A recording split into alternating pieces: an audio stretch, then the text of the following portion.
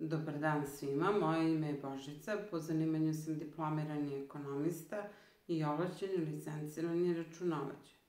Bavim se računovodstvom već 17 godina i vlasnik sam računovodstvene firme Biznis Modus Team Kruševac. Kako nam se bliže praznici i dani darivanja, u današnjem videu govorit ću o tome kako poslodavci mogu obradovati decu svojih zaposlenih. Prema Zakonu o radu, poslodavac može decu svojih zaposlenih darivati poklonima povodom Nove godine i Božića. Vrednost poklona do iznosa od 12.544 dinara je neoporeziva. Postoje i određeni propisani uslovi za neoporezivost koji se moraju ispuniti, a to su da dete mora biti dete zaposlenog u firmi, da dete ne sme biti starije od 15 godina, da se poklon prima povodom Nove godine i Božića i da ukupna vrednost poklona koje je jedno dete primilo u toku godine ne prelazi neoporezivi iznos.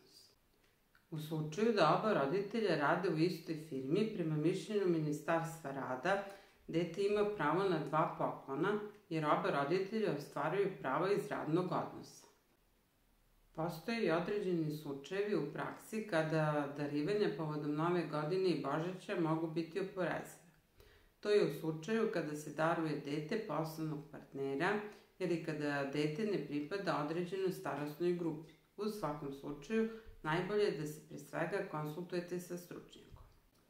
I na kraju ne zaboravite da je dokumentacija ključna. Potrebno je da direktor donese odluku sa svim bitnim podacima transakcije.